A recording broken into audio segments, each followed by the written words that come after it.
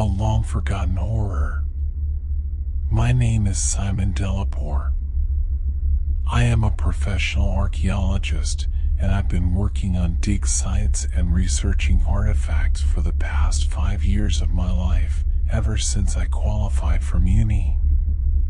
A few years ago, I met a boy called Jackson while working in some museum in Egypt.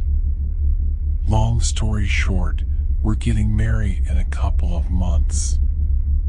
We work together and take new jobs where we can find ancient ruins or opportunities to explore the past. Romantic, I know. I really do care about my work, so combining it with the only thing more important in my life works great for both me and him. I can't think of a better situation. Anyway, I'm writing this because of an experience that happened to both of us last year. My boyfriend and I have agreed never to mention it to each other, but I've been meaning to let it out, despite Jackson's disapproval. So this whole thing started in September when I was offered a job in Alaska, far away from the German city of Cologne where me and my boyfriend were currently staying. I'm always excited to get to new places, and after a quick word with Jackson, I accepted the job and we were on our way. I always get sent a virtual dossier before flying to a new dig, and I had a quick look through this one at Cologne Airport. I was told by the PDFs that this site appears to date back to around 10,000 BC, and if this is true, it's the oldest site I've ever been to.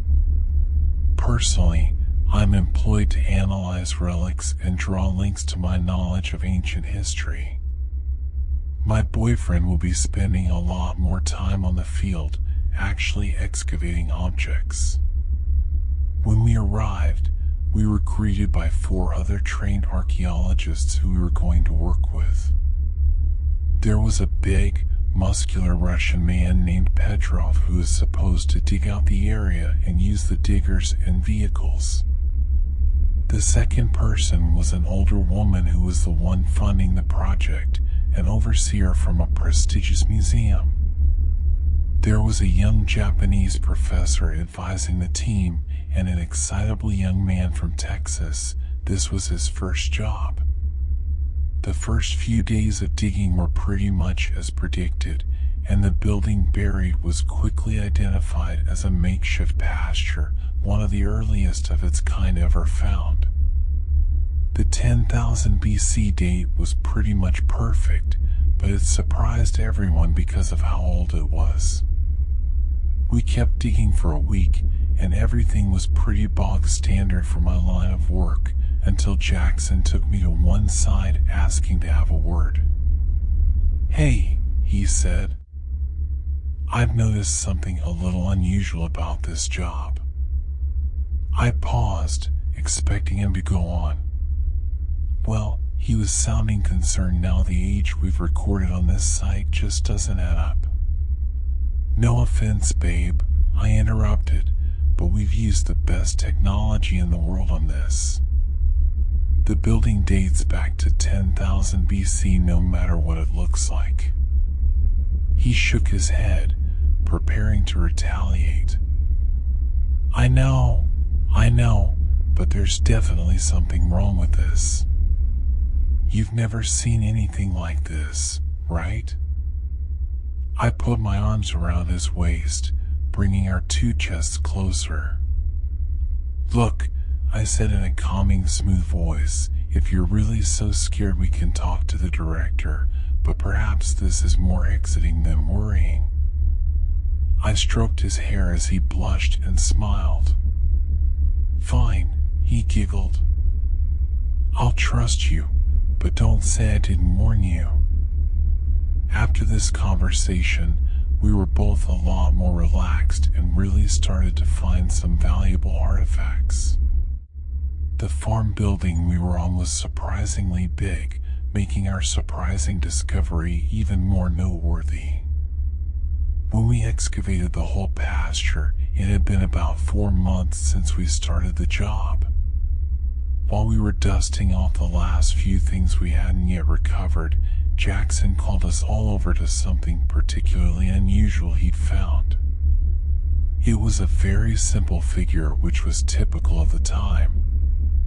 It depicted a simple man and was made of one stone, but there was something slightly wrong with it. It was a sickly green color, and we couldn't quite identify what it was made from, but the one thing we did know was that there was no way a standard early settlement would have access to anything this unusual. Jackson gave me a knowing glance, looking as worried and superstitious as before. The little man was left with me to analyze, and the others spent their time looking for the origin of the green rock. A few days went past until we heard a low-pitched and loud shout summoning us all to the building. I moved over quickly, clutching the little green figure. Everyone was collected except my boyfriend, who was sleeping at the time. We all gathered around Petrov, who was on the floor scratching around and drawing our attention to a makeshift tunnel in the floor of the room. Instantly, the man from Texas, called Jacob, slid down through and called us all to follow in his lilting, southern accent. The others all moved down quickly, clearly exited, leaving only me and Rowan, the overseer. She was about 60, so she carefully and slowly lowered herself into the hole, insisting I did the same. I took a moment to pause and scribble out a note and leave it on a nearby table, knowing how easily Jackson gets afraid. When we all slid down, Petrov lit up a torch, revealing that we were in a damp, dark cave with various carvings and paintings on the walls. All of this was so early and primitive it went slightly past my area of expertise. Miyazaki, the Japanese professor, guessed it was from about 25,000 BC, making it infinitely older than the rest of the site. Eagerly, Jacob began to walk down the hall at a quick pace, snatching Petrov's torch as he went. The damp opening got darker and darker until I could hardly see anything, and the others went ahead without me. I put my hand on one wall and called for them all to wait as I frantically followed the bright flashlight. I clutched the little green figure as hard as possible as I followed, as the walls seemed to get closer and closer, choking me while I still struggled to follow the light. It was about 5 minutes until the white sheet in front of me was consumed by the mossy walls of the cavern. "Shit," I said under my breath. "You lot get back here," I shouted. "Someone?" I shouted louder, but I soon realized that there was no response coming. I'm not a man who gets scared easily, so I kept calm and slowly hiked directly backwards towards the entrance, my hand still aggressively pushed into a wall and grabbing my little figure. I got confused and lost quickly despite the linear passage and the growing and shrinking amounts of space. After another 5 minutes or so, my heart rate was admittedly climbing. I realized I was moving downhill, and eventually I felt a thick, viscous liquid around my ankles, presumably water. I stubbed my toe on something and bent down, finding out that I had hit some ancient metal vase, small enough for me to grab and put in my backpack for when I returned to the surface.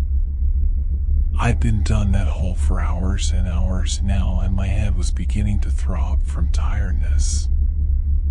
I took out my backpack to use as a pillow and thought I would spend a night down there, and hopefully someone would find me in the night. I was right, as when I awoke I was fortunate enough to see a flashlight shining over me, dancing on the ankle-high water. "What?" I exclaimed. "Is someone there?" "Oh, Mr. Delapore, I found you," a voice called back in a thick Russian accent. We are no longer alone, eh? Follow me. Petrov? I asked, feeling dazed and confused. Wait, give me a second to get up. I'm not sure if he heard, but he laughed as he lifted me up by the arm and pressed through the water, carrying the flashlight in one hand and a pickaxe in the other. He waded through the water in front of me until it got to knee-high depth. I moved after him as fast as I could, but still not quite keeping up. Slow down, I panted. Do we even know where we're going? Petrov paused.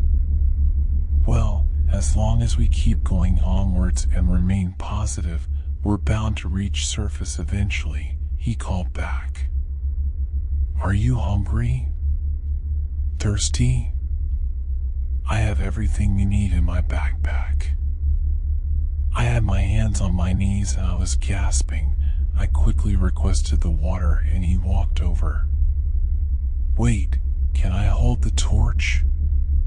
You're faster, so this way there'll be less chance of you leaving me. Of course, he smiled. Anything else you need? I shook my head and tried to climb up the wall. I noticed something unusual in the wall. Hand me the pick, please, I grunted. Why? Petrov sounded uncharacteristically skeptical and distrusting. I just want to see if we can get through this little opening. I smiled at him. Petrov shook his head. There's no point, let's keep moving. I grabbed the pick quickly, shouting out the phrase, "What's there to lose?" Petrov glared at me. Give me the pick. He put a hand on my shoulder just as the wall crumbled away.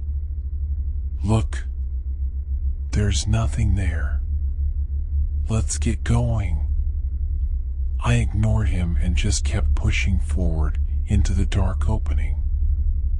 I saw a section of wall covered entirely in moss, but just before I could pull it back, Petrov grabbed my chest and pulled me away, saying nothing. I was just nimble to slip out of his thick arm's hold, grab the flashlight, and rip away the moss. Behind it I saw something unusual. It was Petrov. He knelt in a small compartment to one side of the main passage, his pick pushing through the top of his skull and coming out at the bottom of his jaw. I pulled the little figure out of my pocket and turned around. There was nothing there. I don't know why I was clutching the little green man, but I ran the other way for what felt like hours. By the time I had to fall on my back, I had no idea where I was, but I still shone my light around, catching my breath and sipping from the dead Petrov's water bottle. I knew what I saw, and I knew that whatever it was I was traveling with was somewhere out there in the twisted caverns. I spent a whole day wandering after that, and I didn't see any life until I felt a cold, hard piece of metal sticking into the back of my head. Down on your fucking knees, now, I heard a panicked American voice spit at me. Jacob? I spluttered, falling to my knees. Is that really you? Shut up, he screeched. I'm not falling for this again. Okay, chill out. I was shaking. Please. What are you doing? I started crying. You haven't seen Petrov, have you? He paused. Yeah, what did you do to him? I could hear he was becoming more compassionate. Look, I panted. I've been attacked by that thing as well. Look, I've got Petrov's water bottle. I've seen his body. I could practically hear Jonah thinking until he came out and said, "Show me." Then we talk.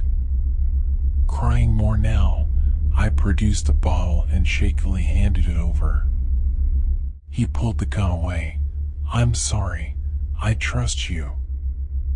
We shook hands and I lit the way as he watched out with his gun. We spent a full day on the move until the young Texan simply passed out from exhaustion. I lay down to sleep next to him and suddenly realized that I had never let go of the little stone man. When I woke up, I was frozen in place for almost 10 minutes. In that time, all I heard was the sound of maggots chewing on something and the occasional southern-sounding whimper. I never turned to look at Jonah, taking his gun and leading him to his fate. I felt more for Jonah than Petrov. I couldn't have turned to look at him, but I knew that whatever happened to him, but I knew it was painful and horrifying. My thoughts turned to Jackson after that. I had no idea what was happening to him. My poor baby could be getting maimed or hurt on the surface, but I was so wrapped up with my fellow underground victims that I forgot my boyfriend even existed. I wandered for almost another day until I heard a little whisper coming from the floor deeper down. I slipped further and further down towards the source of the noise, as the loud whimpering and crying of a woman got louder and louder. "Rowan." I slid down, looking for her and illuminating my steps with the flashlight. I found her lying on the ground. Nothing was keeping her alive, and she begged me for just a drop of water. I stood there, looking down on her frail, dehydrated body. There was absolutely no way to tell if it was really her or that other thing, but as she desperately clawed towards me, I had to make a quick decision. I shot her in the top of the head. I took a second to look at the feeble 60-year-old woman's body, lying there on the damp, bloody floor. I don't know to this day if I killed the real Rowan or not, but sometimes I think of that poor body being eaten by maggots underground in the horrific cavern. It was just me and Miyazaki down there. I could have been the only one left. I traveled deeper and deeper into the cave, occasionally seeing signs of a very, very early civilization, but I could only think about getting back to the surface and seeing Jackson again. I'm not much of a survivor, but I'm not the kind of man who'll give up easily. I spent yet more hours clambering down towards the earth. I finally fell down into a very unusual and shockingly well-lit passage, spiraling down even further. I paused and turned off my flashlight. I thought I could hear something coming from much further down the passage. I crept down and eventually came to a point where I could see down the whole passage, which all led towards some huge, dark basin which looked to be so deep it never ended. I saw many, many skeletons and artifacts from the settlement above. I found myself taking the little green figure out of my pocket and holding it at arm's length. This wasn't my decision, as I was clutching the figure so hard my fingers bled. In a moment of pause, I saw someone moving towards the pit, and eventually he came into the light, Miyazaki. He looked down into the pit. His eyes seemed to grow in shock as he said something in Japanese under his breath. In a split second, I saw his eyes light up sickly green, and something about him changed. Green boils and rashes appeared all over his skin as he fell to his knees, eventually tumbling into the pit. I pulled the figure up to my chest and cried, ready to die. I fell down onto the floor and closed my eyes, not wanting to see what was in that dark hole. I don't know what happened down there, but the next thing I remember is that I was lying on the surface as Jackson tried to keep me awake. When I fully came to, I embraced him and hugged him, crying into his strong shoulders. He told me that everyone else on the dig was killed by some kind of toxic fumes. We were paid for the job and explained to the authorities what happened down there. We had to spend weeks down there being investigated and having the cavern blocked off. I told my boyfriend what I saw, and he, strangely, seemed to believe me. Finally, after about a month, we were being taken away. The last thing I saw I never told Jackson about was that there were 5 graves behind the dig site, not 4. As I looked down at the graves, Jackson put a strong, confident hand on my shoulder. I smiled at him, keeping confident as my hand forced even tighter around the little green man.